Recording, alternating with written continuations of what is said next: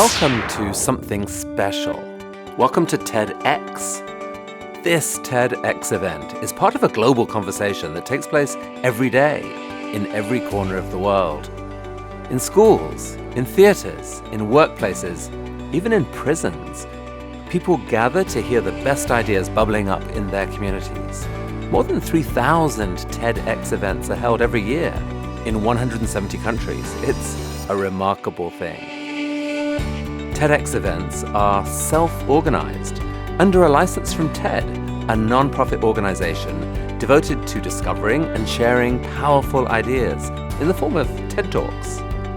It's not TED itself, but your local TEDx team of volunteers that has done all the work to put on today's event, including booking all of the speakers. It's this team's ideas, dedication, and time that have made this possible.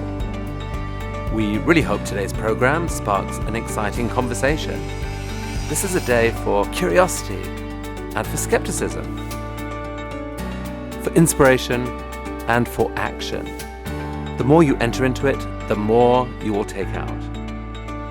And now, on with the show.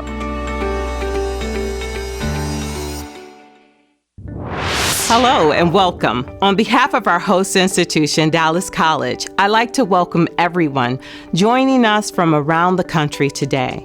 While this is our 7th TEDx event, it is also a year of firsts.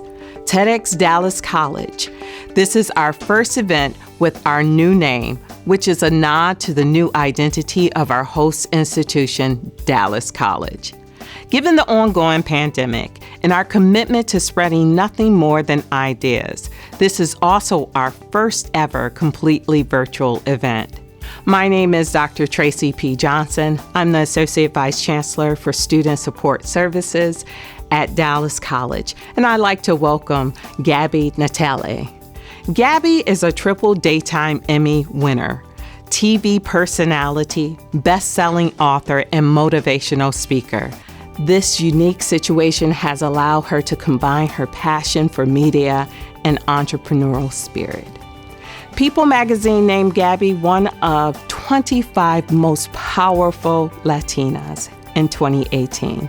Her popularity grew even further when her first book, The Virtual Circle by HarperCollins, became an instant bestseller, topping Amazon's new release charts in 3 different categories: business, inspiration, and self-help.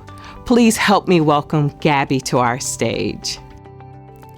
Hola, TED! Good evening, everyone. I am Gabby Natale, your host for TEDxDallasCollege in this first ever completely virtual event. We are excited to have you with us and look forward to hearing from you in the chat.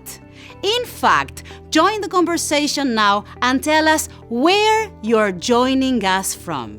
Last year, I joined you as a speaker from this stage right before the world changed for all of us. I remember the long hours crafting my speech, the butterflies in my stomach during rehearsals, and the pure joy I felt delivering it in front of a live audience. Little did I know that would be the last time in a long time I would have the privilege of doing so. The world changed, and it changed so much, so fast.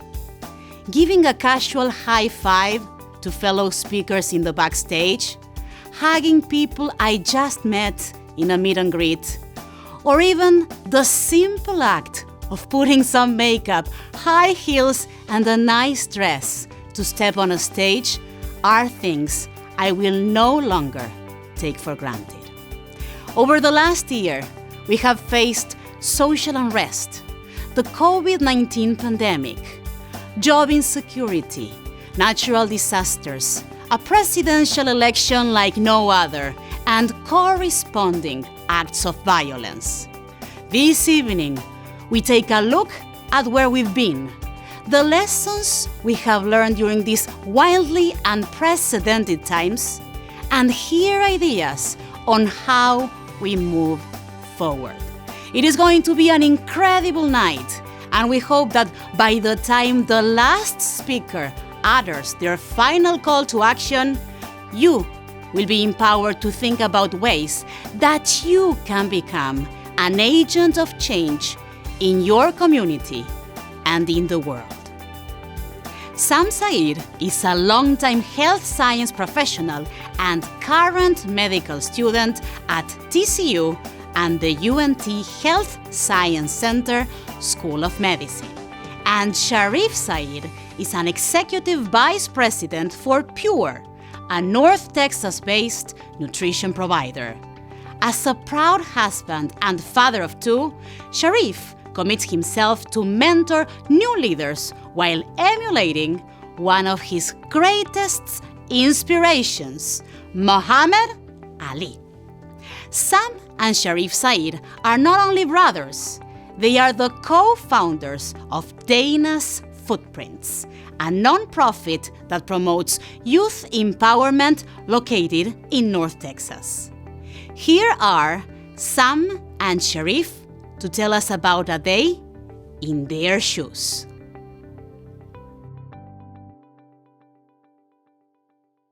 Hello, this is my big brother Sam Said, and he got accepted into medical school all because of a pair of Nikes. That's right, and this is my brother Sharif Said, who's an executive VP, all because of a pair of Nikes. That's true, and I don't possess any MBA or fancy MBA degree. And I assure you, it wasn't because I spent hours on in a research lab trying to discover a new gene. Surprisingly, it wasn't his charm or my good looks. It was all because of a pair of Nikes that we wore in elementary school. We grew up in a 2-bedroom house with 7 total siblings. I know that sounds rough, but having a bunch of siblings to take care of each other really was a blessing, especially after we lost our mother. When we were young, Sam and I were just toddlers. Our oldest sister, Dana, she had the added responsibility to be our primary caretaker. She had a powerful light that she allowed to shine brightly and unapologetically. She was a natural nurturer with a huge heart. Dana was a protector, and she took care of everyone in our family and many people in our neighborhood as well. And Dana was also notorious for skipping school. She was also adamant about Sam and I attending school every day. You see, Dana saw a confidence in us that we didn't see in ourselves. So school was a dreaded and unnecessary task for Sharif and I. And frankly, it was a constant reminder of our inadequacy. We already had to share things like a bed. We shared a couch, not a bed. Right, we had to share a couch. But now you're asking us to go to school where kids were gonna find out that we had to share clothes too. Every day felt like a struggle. I'd get up upset because my clothes were dirty because Sharif had worn them the day. Those were my clothes that you wore. Our clothes were dirty because we had worn them the day before. The point is that we didn't have the confidence that we needed to go to school and solve for X or read with any type of imagination. Still, Dana knew that for low-income students and minority students such as ourselves, that education was the key to upwards mobility. That's right. And when we speak about education inequities, what are some of the first things that come to mind? Most definitely not Jordans. Right. Most people are thinking disparities in funding or unequal distribution of teaching specialists, lack of technology, or the location of the school. But that's not what kids think about. That surely wasn't what you and I were thinking about. Although all those reasons are very important, rarely do anybody think of the disadvantages that persist long before a child even walks out that house to go to school. You see, our failure in school didn't start at school. It started at home, and we're woven into the fabrics of our belief in our abilities. We didn't feel good about ourselves walking out the door, and our performance at school reflected that. So going into 5th grade, 4th grade respectively, Dana gets a summer job. And without us knowing, she saves up enough money to buy us our first pair of Nike shoes shortly before school started. So that small act of kindness had transformative effects on both of us. All of a sudden, we had a pair of shoes that we looked forward to wearing proudly, a pair of shoes that made us excited to go to school, a pair of shoes that made us feel good before we walked out the door. So with a positive outlook brought positive results. We began doing better in school. More importantly, if we failed, we didn't give up. And even our behavior improved tremendously. The shoes gave us the confidence that we needed to discover our own light. one that shined brightly over an passionate interest in serving the people that need it the most. I know what you have to be thinking. How can a pair of shoes have that type of effect on educational outcomes? That's an excellent question, and one that we are actively seeking to answer definitively, as Sam is conducting his own research throughout his time in medical school. But maybe we don't need to wait for Big Bro's conclusion of his research. Maybe the answer is already in front of us. If you're a believer of Maslow's hierarchy of needs, then you know that self-actualization can be disrupted when basic needs such as love, belonging, or self-esteem are not met. Or maybe you follow Jean Piaget's philosophy, so you know that a child's intellectual development is a direct result of how that child views the world around him. Or maybe you're like me and you follow Deion Sanders on Twitter. And you know if you look good, you feel good. And if you feel good, you play good. And if you play good, you get paid good. Nailed it. That's right. Regardless of who you follow philosophically or on Twitter, we can all look back at what it felt like to put on that brand new pair of shoes that we were proud to put on. What a wonderful feeling it was. But it's a feeling that some elementary students never get to experience. So about 8 months after Dana buys us these shoes, she was the victim of a drive-by shooting in our community. In a moment's time, the backbone of our family, the larger-than-life personality that relied so heavily upon, was gone. She was 16 years old. But damn, she might as well have lived to 100, because that's the impact she left not only on us, but on our community. To honor Dana in 2018, Sharif and I co-founded Dana's Footprints, a nonprofit dedicated to combating learning inequities by providing students the opportunity to select any shoe off the shelf of a local shoe store, subsequently increasing students' self-esteem and their enthusiasm for attending school. Today, with the help of my friends and colleague at TCU and UNT Health Science Center School of Medicine, Dana's Footprints have expanded into 5 at-risk communities in the DFW Metroplex. And we're proud to say that we've helped over 160 students this year alone. But that's not enough. We stand here before you because we know that our story is only a small part of a larger and broader narrative. A rise in national attention to structural violence has brought about conversation on what needs to be done to rectify social injustices. Take notice of the term Sharif used, structural violence, not structural risk or structural inequities, structural violence. Violence because 1, we know it exists, and violence because 2, we can do something about it. So what do we do about it? How about we begin with the kids? The children we help don't choose to be placed in disadvantages. They were born into them. But one of the most important things we have learned in our life is that the initial circumstances of an individual are not as important as the ability of that individual to adapt and rise to adversity. The latter is often a matter of confidence. We need your help instilling confidence in these communities, and it doesn't have to be with shoes. It could be through mentorship or by investing in the innovation of education that considers the disadvantages of these students, or by helping to ensure that participating in youth sports is free. The ways you can help are endless, sadly, because the needs in these communities are as well. And although the shoes we buy for students will someday wear down, we hope that the feeling inside them resonate forever, like it did Sam and me. Dana left big shoes to fill, and we intend on filling them, one child at a time. Thank you. Thank you. Wow. Sam and Sharif, thank you for sharing your story with us.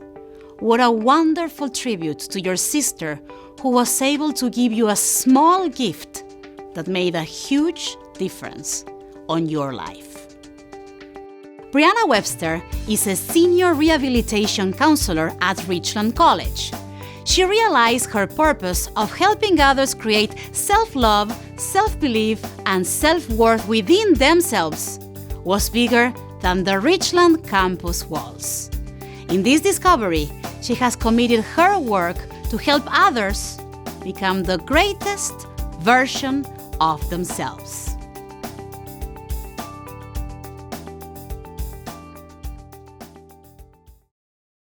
When you look at yourself in the mirror, what is it that you say to yourself?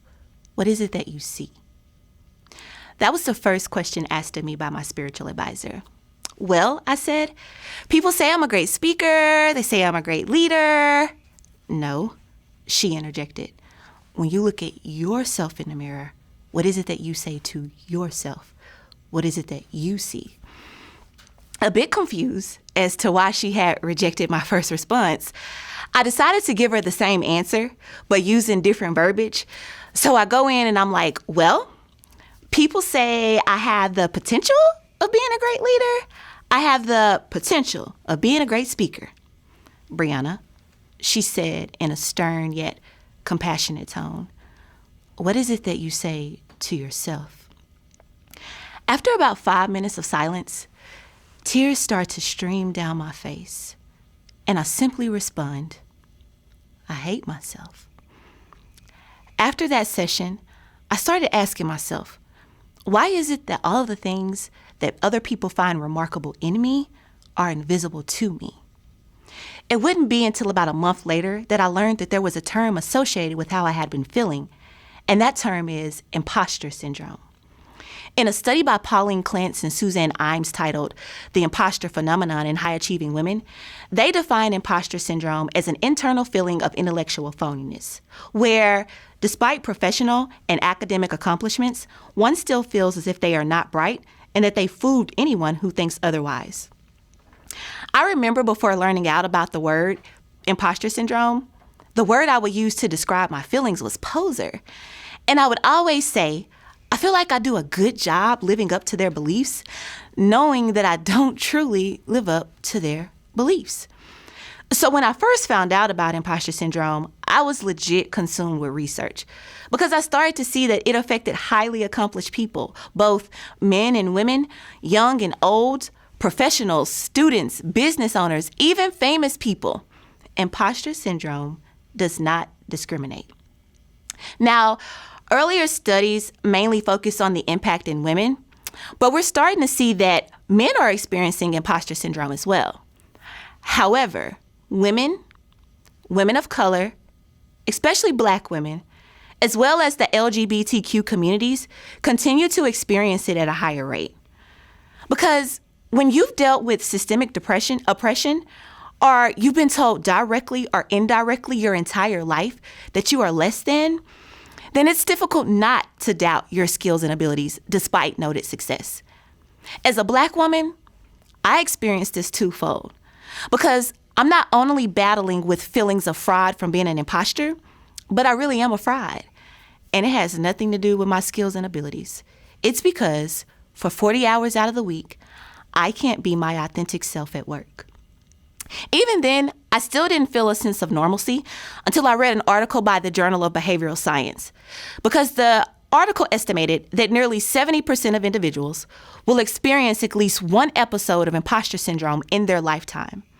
And though those episodes can manifest themselves in several different ways, today I want to speak on 3. And those 3 are the perfectionist, the superhuman, and the intellectual authentic. The perfectionists, they work super hard to ensure that their stupidity is never exposed. They strive for a 100% success rate in everything that they do, and everything from their appearance to their attitude is curated to reflect as such. And then there's the superhuman, which we all know one of these. They're the ones who say yes to everything. They accept too many assignments, and not only do they ask to be on every committee, they even offer to head those committees. The superhuman does this because it gives them a sense of job security, because they would never think that their employer has kept them on this long based off of their skills and abilities, but more so based off their inability to say no. And then there's the intellectual authentic. These are the ones where you know they have bright ideas, yet they never speak up in team meetings. In fact, they just agree with everyone else's ideas because they feel that their ideas aren't worthy to be compared to those of their peers. I'm going to share a secret with you all, because this, in fact, is where most of my imposter syndrome lies. And it lies behind 2 words. And those 2 words are bachelor's degree. Working in the field of higher education, I know you need more than a bachelor's degree to move up in the ranks. But must I feel inferior because I don't? I mean, I still took 4 years out of my life to earn a higher education. Yet, time and time again, when I converse with colleagues who don't know my educational background, I hear them make smart remarks such as, oh, well, so-and-so only has a bachelor's degree, or so-and-so is no competition for me because I have a master's degree.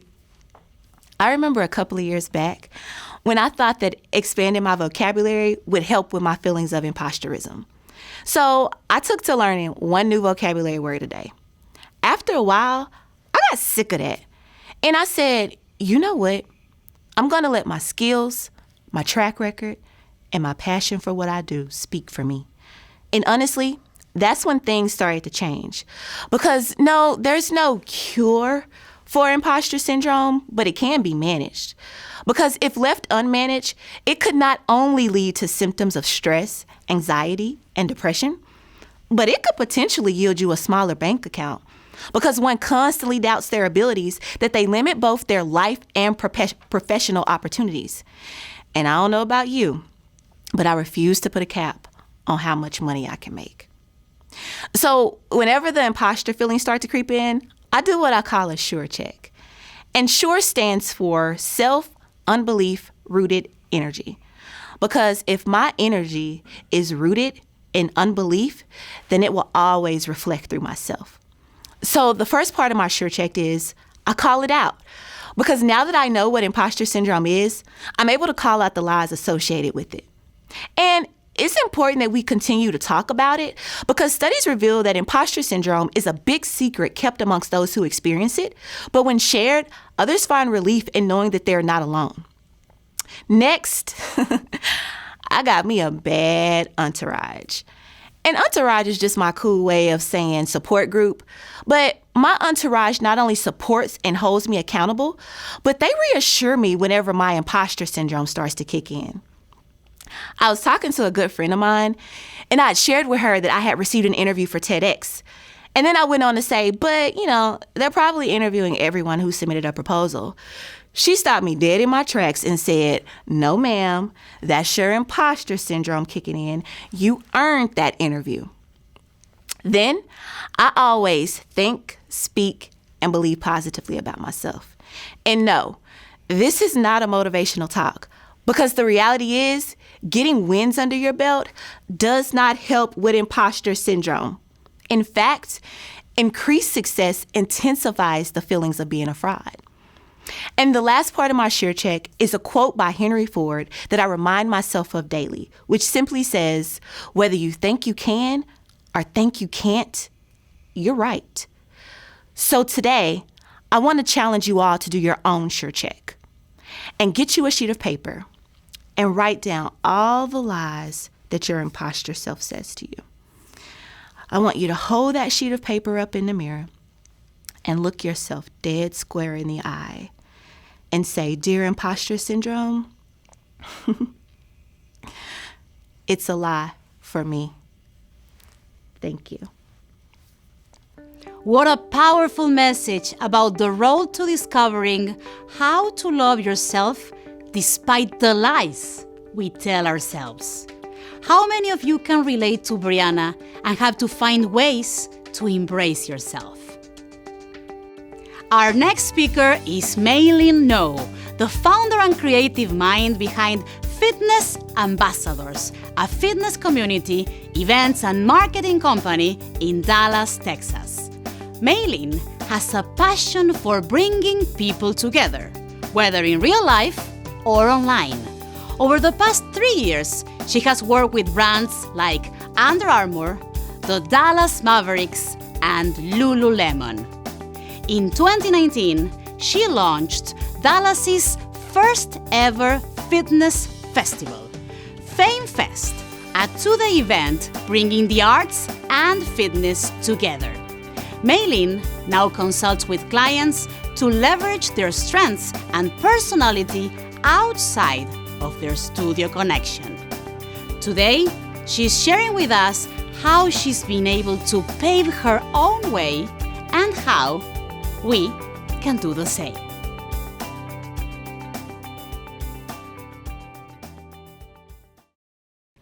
Have you ever thought of what to do with moments of disappointment, rejection, or hurt? I'm going to tell you how to channel these moments to help you propel yourself forward. I'm confident that every single person listening and watching has at some point in their life been made to feel small, insignificant, invisible. Listen closely, because within those moments you have two choices. One, you can allow it to define you, or you can use those moments to push forward. I'm going to tell you my story about how I use these moments to pave my path and change my life forever. Now let's take it back. I'm an inner city kid, born and raised in Dallas, went to school here in Dallas, a child of immigrants. My parents were refugees that came over here to the States with nothing and built a life. We didn't have much, but we had enough. And I was a socially awkward girl. I don't mean socially awkward as in quiet, kept to myself, didn't say much, but socially awkward with a lot of social anxiety and no filter, which is a recipe for disaster. As a teenager, you're just trying to figure out who you are. I didn't know who I was, but the entire world had nothing but influences, expectations, and opinions of what I was supposed to do and who I was supposed to be. And especially as a first-generation Chinese American eldest daughter, all the expectations in the world. What I like to call the life elevator. Go to school, make good grades, go to college, get a job, get married, have kids, rinse and repeat. But if there's one thing that I could say to 15-year-old Maylin, it would be this. Thank you for saying no, and thank you for asking why. It is that inner voice that allowed me to lean in and critically think, are these the things that I want for myself? If 15-year-old Maylin was this red circle that I am standing on right now, everything outside of that is the world telling me who I should be. Went on to school, went on to college, right here in Dallas, pursuing the degree that I wanted to. I was so proud that I stood in that and chose what I wanted without the support of family or friends. I graduated, decent grades, great internships, top honors, and I didn't have a job. I was broke. I was up to my eyeballs in debt, and I didn't land exactly where I thought I would be. It was a really disappointing moment for myself. Got that 9-to-5 desk job and was just surviving. It was a soul-sucking job. I was crunching numbers, something that I did not want to do. The whole point of me going to pursue journalism in the first place was to avoid numbers at all costs. Stats 101 really traumatized me. And even in that disappointment, I had to ask myself, how can I use this? Am I going to sit in self-pity, resentment, and depression? Or am I going to use this? So I stayed curious. I kept my eyes open, my mind open, and use this as a reminder that just as important as it is to know what you want, knowing what you don't want and what you don't like can also help you as well. So I started my blog. It was a way for me to have a creative outlet and to brush off my rusty skills at writing, as well as learn something new. And as I began to pour my heart and soul into this, I realized it brought me so much joy. My little corner on the internet that was all mine. And as it started to take off and started to grow, my friends and family could not understand why I was spending every spare moment pouring myself into this. Something that was truly so amazing and brought me so much happiness. It was lunch breaks. It was weekends. It was after work. It was not going to happy hour in order to grow what has now become a viable business for myself. And even though this venture brought me so much happiness and fulfillment, there were moments where I felt truly lonely. And I thought, there must be other people out there that feel what I feel. And I was looking for them. I wanted to share in this joy and achievement. So I went to my good friend Google, typed in Blogger Network Dallas, and saw that there were a bunch of meetups and signed up immediately. They had me at hors d'oeuvres. I was so excited, and little did I know that it would be this very happy hour that would be the catalyst that set me on the path that I am today. So let me walk you through what that experience was like for me. Happy hour was set at 6:30 at a trendy Dallas restaurant, very whiskey bar vibes, totally my jam. Hors d'oeuvres would be passed around, cocktails were flowing, and I was so looking forward to meeting my people. I thought this was gonna be my community. I got dressed up, I put on a cute outfit, I did my hair, I did my makeup, and was just so excited to meet people. And let me tell you, making friends is hard enough as it is. Making friends as an adult, completely different story. Went to this event, and of course there were many pleasantries, but there was one moment that stuck out and will stay with me forever. I distinctly remember seeing this individual. I could tell she was in charge in some type of way, and as she made her way towards me, I was just really excited to meet this person. Just so many opportunities in this moment. Yet, as we connected in so many ways and so many gestures, she turned her nose up, looked at me, and said, "I don't get it."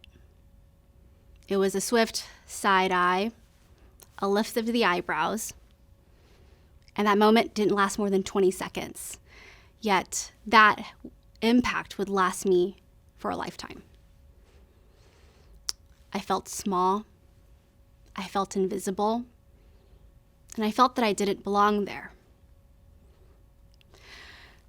I brushed it off and continued to move forward and did not allow one moment to keep me from putting myself.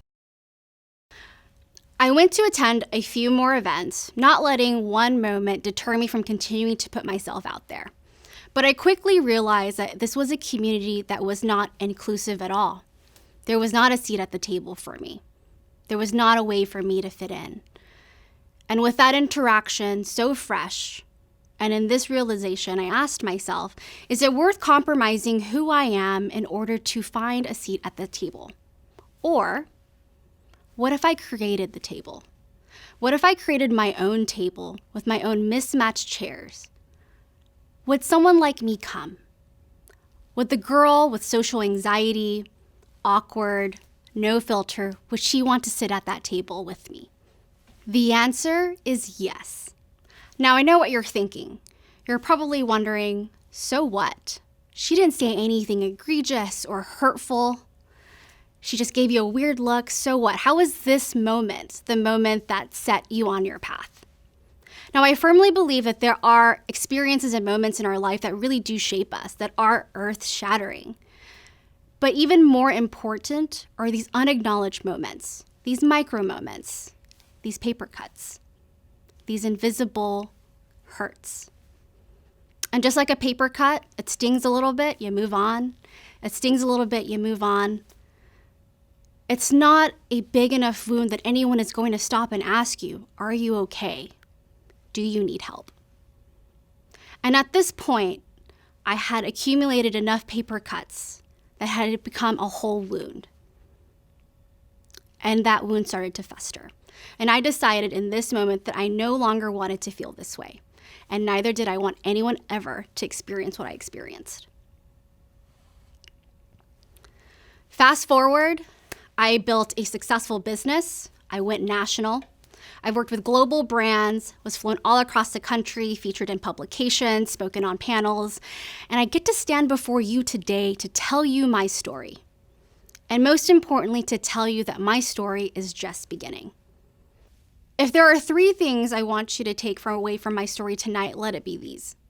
1, think of a moment. What is that paper cut moment? What comes to mind?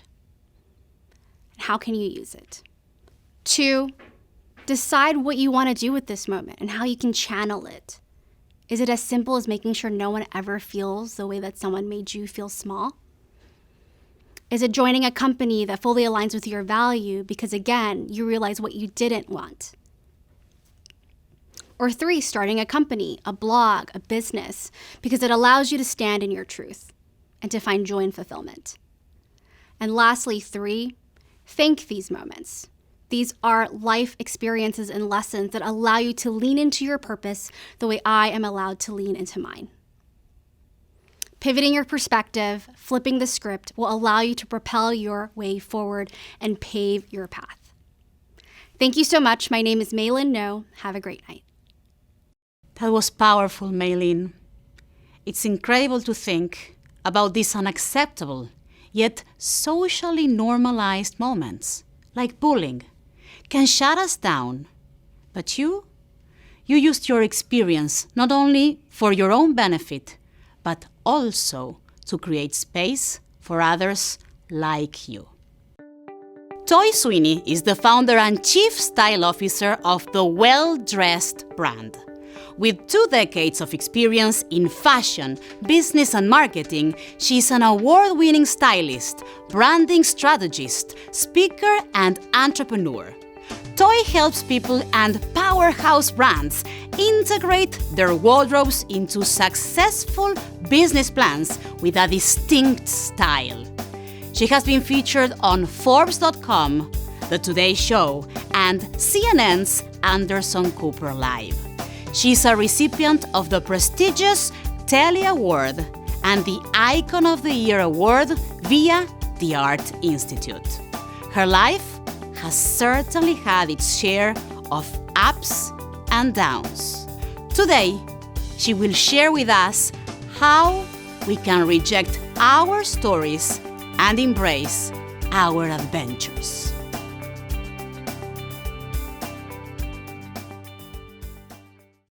Today, there is a lot of talk about story. Embrace your story, share your story. We have the stories that we tell ourselves and the stories that are placed upon us. When it comes to story, I think we have it all wrong. It's not our story that moves us forward. In fact, they can trap us and keep us stuck. I was almost stuck in mine. It all started when I was a little girl. Looking back over my life, I should not be alive. I came into this world as a creative, chatty, bubbly little girl. My heart's desire was to be a fashion model, a Charlie's Angels, and whoever it is that writes those really, really funny commercials, I definitely wanted to be that little girl. When I was about 8 years old, my first step to realizing those dreams was to make pom-poms. So I gathered my paper and my straight pins, and I set them out on the carpet and started to shred the paper. I placed the pin in my mouth like I had seen my grandmother do so many times when she was hemming my uncle's pants. I thought that I felt something running down my chin. And so, with one big inhale, I swallowed that pin. The x-ray revealed that the pin was about an inch away from my heart. I don't think I need to tell you what kind of damage that could have done. But I am still here. It was not the first time or the last mistake or accident that I made. My family began to say, "Here comes that mistake, baby. Oh, here comes that accident, child." They weren't trying to hurt me, but the stories still stuck with me. Years later in high school, I was crossing the street to get the school bus when an elderly woman decided to hit me with her car. I catapulted across the street on the right side of my body, ending up under the school bus. As I looked up, I could see the black tire coming towards me. I could hear the sound of the driver pressing for dear life, trying to stop that school bus. The tire rested gently on the right side of my body. I survived. Praise God, I survived. So much so that I stood up. I looked at my friends and I announced, hey, I'm having a really, really bad day, so I'm going to go home. Me and my fractured pelvis and my swollen face limped home. Mistake baby, accident baby, to, hey, aren't you that girl that got hit by the bus? For years, I felt like my story was, hi, I'm Toy and I'm bad luck, because I had been called that too. When I was in my 30s, my husband and I decided that we wanted to start our family.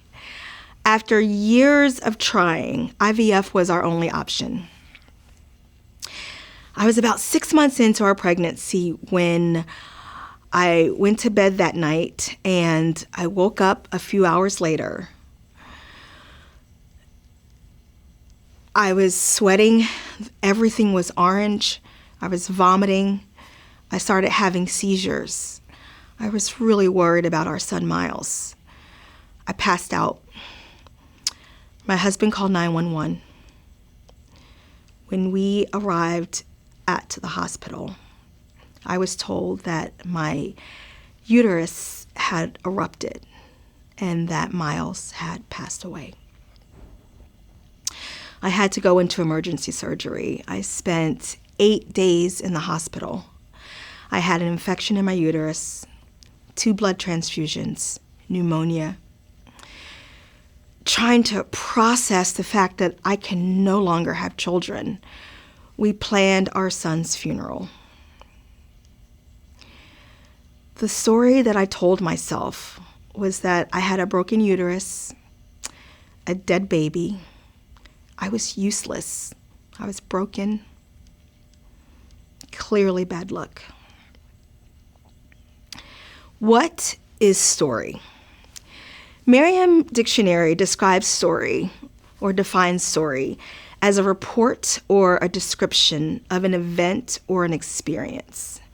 Story describes our past. It's the past that we allow to dictate our lives and define our future. Accident baby, mistake baby, that girl that was hit by the bus, broken, useless woman. This was my story. I realized in my darkest moments that this story was keeping me stuck. My past, these labels, they were trapping me. They say there are 7 stories that have ever been told: Overcoming the Monster, Rags to Riches, The Quest, The Voyage, and Return, a comedy, a tragedy, The Rebirth. These are all great stories.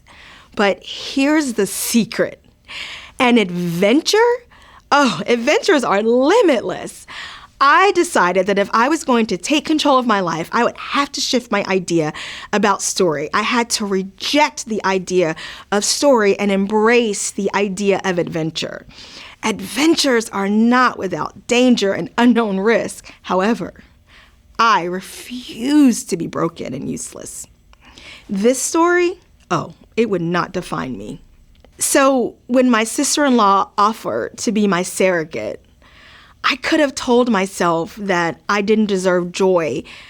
I didn't deserve to be happy because that was how it seemed that my life was going. I said, yes, I am ready for this adventure. Today, we have a beautiful, creative son. He is my adventure.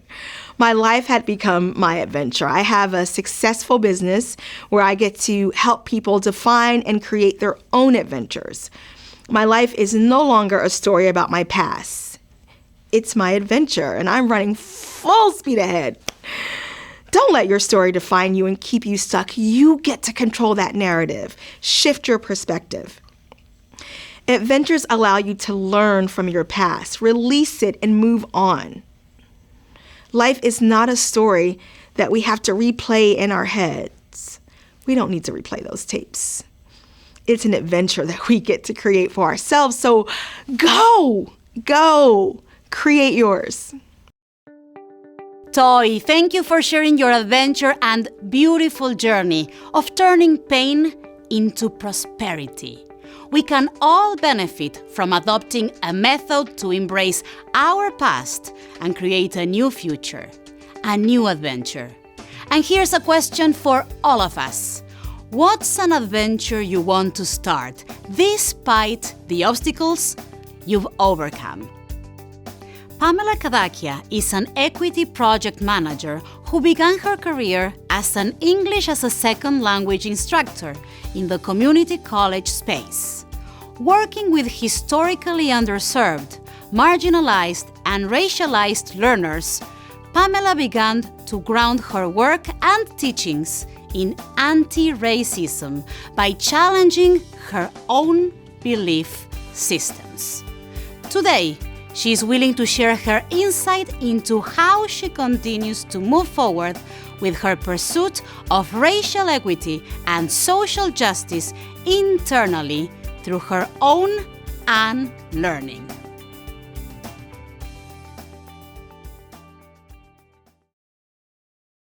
There I was in elementary school.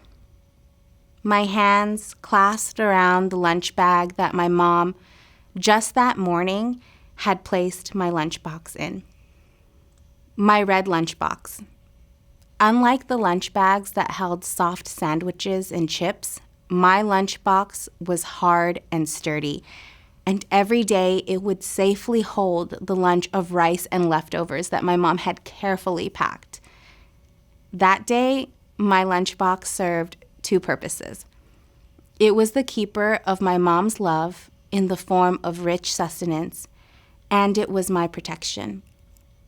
That day, the school bully ran up to me after lunch, taunting me by placing his hands up to his eyes and pulling his eyelids tight. Chinese, Japanese, Chinese, Japanese. This version of taunting and bullying is something most Chinese Americans, like myself, who grew up in the 90s, are familiar with. And most times, I tried to ignore it. But that day, I had had enough. The anger and frustration of being signaled out as different, of being othered, swelled up inside of me, and before I realized it, whack. My lunchbox put a swift stop to his taunting. Now, this was not the first time that I had encountered racism, but it was the first time I had the courage to defend myself. And it was the beginning of my journey. I became more outspoken in high school, and by college, I started to piece together fragments, sound bites of what would eventually become my voice. And then President Barack Obama got elected and reelected, and things were looking good. Emerging out of his 8-year administration was this idea that racism was becoming a thing of the past. I mean, we had a Black president, so we were doing fine, right? Wrong. Instead, racism, hatred, xenophobia, Islamophobia, anti-Semitism all seemed to be on the rise, bubbling up from the surface and coming out of the dark corners where it had been waiting, residing. Charlottesville. People started to pay attention. COVID-19, lockdown, pandemic, mask up. He couldn't breathe. Masks up. No justice, no peace. George Floyd, protests swelled. Brianna Taylor, Black Lives Matter. Can't sleep in peace. Can't sleep. China virus. I am not a virus.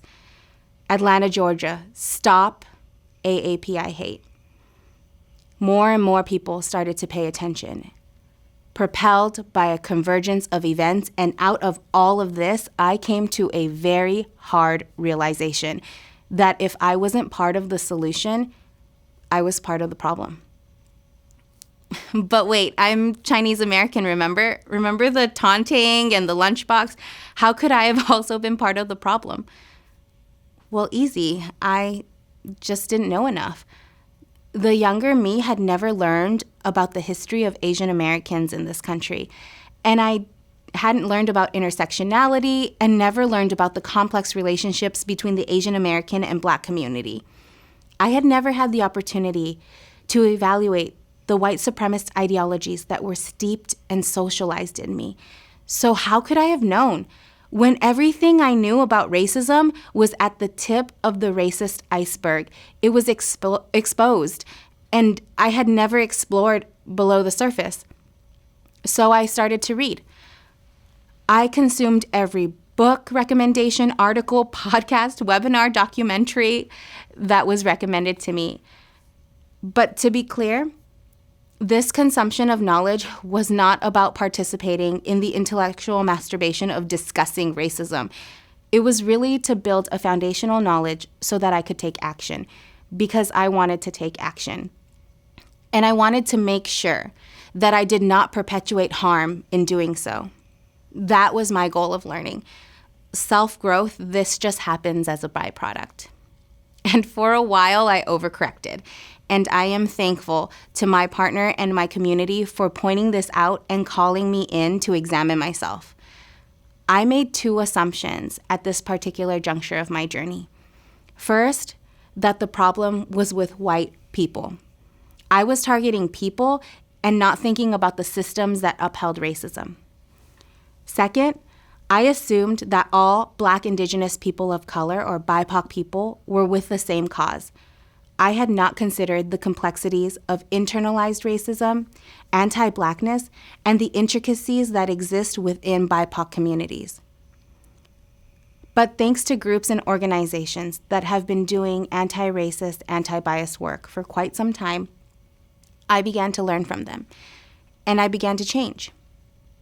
This also required a lot of internal reflection. When I got called out or called in, I thought about what was being said to me and how I could make changes. And this was hard. It was really hard because instinctually no one wants to admit that you're doing something wrong. But then you realize that admitting you're wrong opens you up to the opportunity to correct and to get it right. And then a community started to form around me. And in this work, you need community. People say this a lot, but when it comes to the hard, consistent, and never-ending work of fighting racism, or as Dr. Ibram Kendi says, being anti-racist, you have to have a community of people who are willing to call you in and call you out.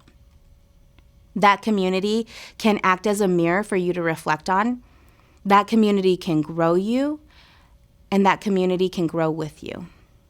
And finally, I learned not to wait for perfection, because perfection is a white supremacist delusion. Be willing to make mistakes, have the difficult conversations. I've made many mistakes on this ongoing pursuit of being anti-racist. I've been called in to examine my anti-Blackness. I have been called in to examine how I upheld ableism by putting up content that wasn't 100% accessible. I've even been called in to examine how I was overcorrecting and acting on my biases towards people who were simply on different parts of their anti-racist journey. I've felt shame. I have felt guilt for getting things wrong and for making mistakes. But all in all, I am grateful. I'm grateful for those who poured into me and asked me to examine myself and to make corrections. I apologized for my mistakes and I strive to do better, because this work is not about me or my ego. It is about building a better world for all. And how could we do that if we aren't willing to acknowledge that we actively participate in upholding barriers and structures that prevent the advancement of all people? So if you take anything away from this talk, please take this, that being anti-racist is a journey without a destination. You have to be willing to set aside your ego in order to learn and grow. Find a community to do all of this with and work towards fighting racism, even though we may make mistakes along the way. What I've shared here today has been shared again and again by people who have dedicated their lives towards liberation. This has simply been my journey that started with a red lunchbox and a schoolyard bully, and I hope it inspires you to take action as well. Thank you. Pamela, thank you for your vulnerability as you shared your journey of becoming a social justice advocate and your invitation for all of us to learn how to unlearn. You have expressed that beautifully. What is something you had to unlearn on your journey to becoming a social justice advocate? Dr. Frederick V. Engram Jr. is an assistant professor of instruction at the University of Texas at Arlington in the Department of Criminal Justice and the Center for African American Studies. His work focuses on how racism, white supremacy, white manning, and white privilege display themselves in power structures and how they oppress African Americans. He has previously published his work in media outlets such as Blavity and Diverse Issues in Higher Education.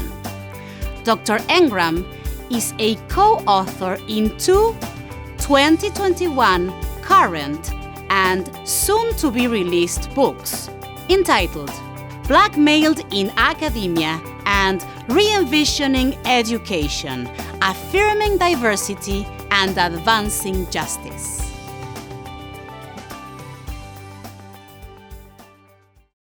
The African American lived experience has been interesting, not in a lighthearted, dismissive, or jovial way, but in a way that if you are African American, you kind of know what I'm talking about. We are one of the only ethnic groups within this country who constantly have to explain who we are. We constantly have to provide context for the things that we say.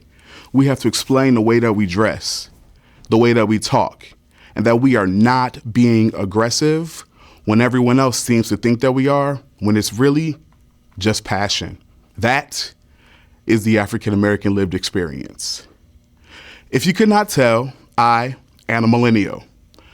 Millennials are different because we get blamed for literally everything. From the spread of the coronavirus to whatever you name it, we get blamed for it all. But what a lot of people do not realize is that millennials have turned or are almost 40. People do not understand that millennials have children. Millennials, most importantly, have a nap time, right? A lot of people do not understand that we need our rest. These are some of the most interesting aspects of being a millennial. But what is also different about being Black and a millennial is that our lived experience is extremely different than our white peers. We did not have an opportunity to grow up and maintain our innocence. We had to learn about race, racism, and white supremacy at a very early age. Just recently, Prince Harry stated that he did not have to address racism and white supremacy until he married Meghan Markle.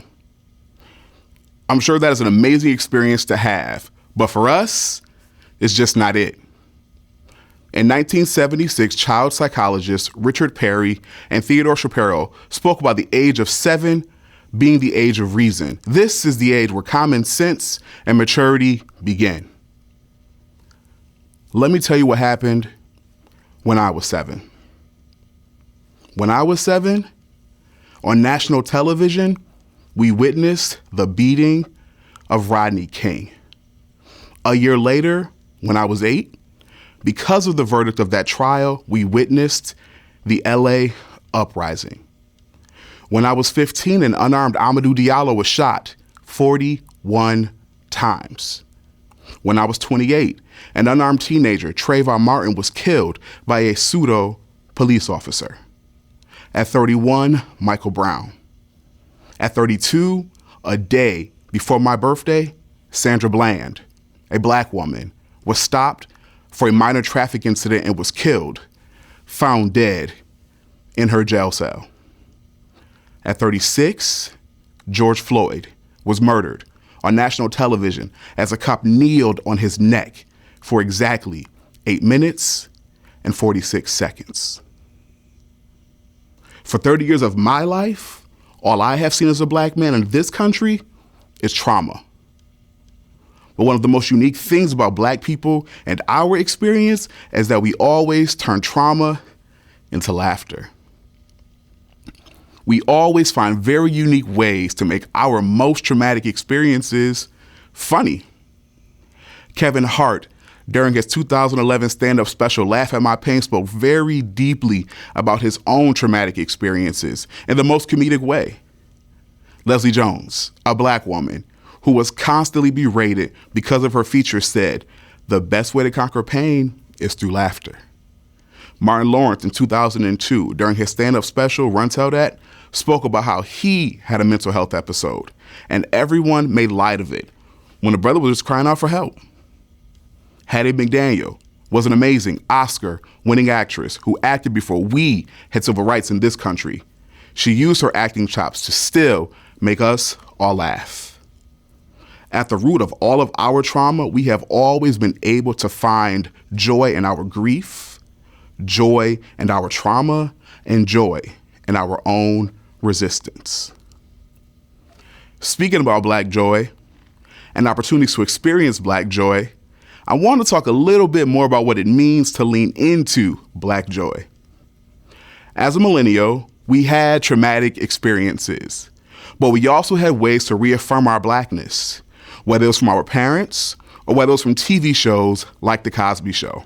And yes, I know, Bill Cosby is majorly controversial. But the reality of the situation is that that show was pivotal in our development as millennial Black children. We were able to witness a Black family. We were able to witness a Black mother and father who were both Black professionals raising Black children who went through incidents just as I did as a teenager. We were able to watch A Different World, a show that ignited a generation of Black youth to decide to attend historically Black colleges and universities in large numbers. We watched Martin as he showed us the greatness of his talents. He showed us that he and we could be literally anything that we wanted to be. And Living Single, a show about young, Black, single, excellent folks, where you could literally be an attorney, a talk show host, and owner of a magazine, and still have some of the same experiences that you or I have. Each of these shows during that 30 years of my life, from childhood to adulthood, worked as distractions for our own healing, our own enlightenment, and most importantly, reminded us about the elegance of our Blackness and helped us to focus on our joy. But what if? What if we were simply allowed to be? What if the scales of justice were actually balanced? What if my skin, your skin, and our skin was decriminalized? What if America really reinforced the concept or the idea of life and liberty and the pursuit of happiness? What if I, or you, or any of us did not have to explain our existence to anyone? Why we choose to wear our hair the way that we choose, or why we choose to dress the way that we choose to dress, or eat the foods that we choose to eat? What if we did not always have to explain our Blackness? What if? Our joy is our own responsibility. We all know that we are responsible for our own joy. We all know that we are responsible for our own happiness. The pursuit of your own happiness is a journey that only you can go on. We are responsible for the defeating of our own imposter syndrome. The lived experience that I previously mentioned constantly makes us feel inadequate. One of the things that is not solely our responsibility, but should be a freedom of ours, is the right to a just, equitable, and an undisturbed existence, because those are rights that are granted to us simply for being human. Our Blackness is not at all criminal. Our joy, our Black joy, is and always will be an act of resistance. Thank you. Thank you, Dr. Engram, for giving us a glimpse into Black joy. We all could use something to smile about right now. We want to hear from you in the chat. What were your sources of joy in the past year? Tell us in the chat. Be specific. What is something that has brought you joy during the pandemic? Keep those comments and that joy coming.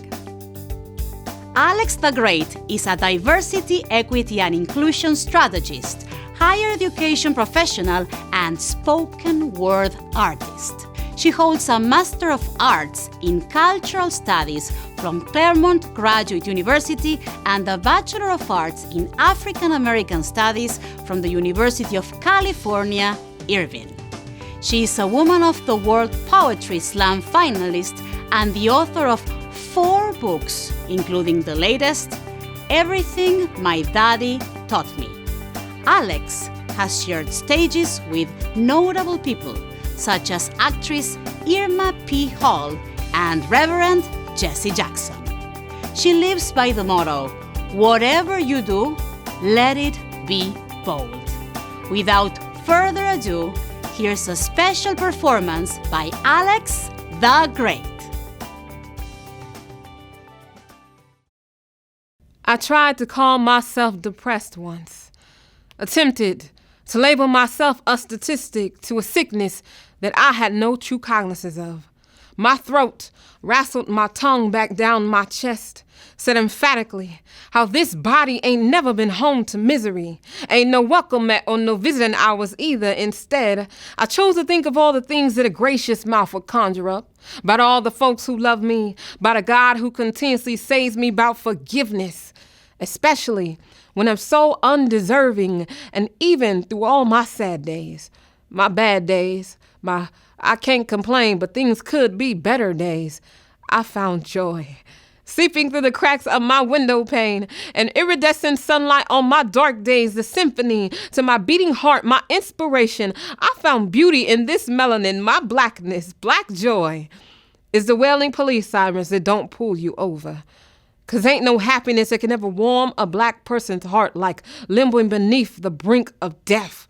When your whole life is a misfire in a chamber, an involuntary game of Russian roulette, you stay ever thankful for the miracle of breath. Black joy is that direct deposit hitting your account a day early, holding that big 6 in dominoes, winning that hand of spades, Saturday mornings sleeping in, soul train lines, cookouts, the family gatherings, the DJ playing your favorite song, the unspoken what's up in a dap or head nod, mama catching a cramp around that third stroke of the belt, how the front porch stay covered in old folks storytelling, how the backyard carry traces of kin in its soil, grandma with that underhanded $20 bill handshake, that new job joy, newborn baby smell joy, grandpa's 85th birthday joy, hearing those 3 words, you've been approved. Black joy is the moment when the beat drop and your favorite auntie holler, oh yeah, that's my song. Beating the odds, forge a new path, a life not reduced to a hashtag, creating a legacy, laughing carelessly, Sunday morning devotionals, the praise and the worship team, praise reports and that church bulletin, knowing the meaning of those 2 words, but God, having a song to sing, fresh out the salon looking on fleek, black joy is being on fleek, type, slang, on point, beat to the gods. Black joy is broken English, spoken in slang, with a Mississippi backwoods southern drawl, that Midwest swang, East Coast Jones, West Side be so lit. Black joy is the prayer, the omen, the amen. Early mornings on Christmas with family opening gifts. Little black dress joy, 3-piece suit joy. Found some cash in my couch cushions joy, unspeakable joy. Black joy is at work in every breath, a testament to the power of active resistance, to defiance. This is blackness. This is black joy. Simply wow. And that, my friends, is why they call her Alex the Great. Tell us your reactions in the comments. Thank you for joining us for the first virtual TEDxDallasCollege conference. As you know, these are ideas worth spreading. Let's stay connected, and we hope to see you at our next event. Visit our website for information on upcoming shows and special events. I'm Gaby Natale, and it's been a true honor being your MC and guiding you through these TED Talks. Muchas gracias, and see you next time.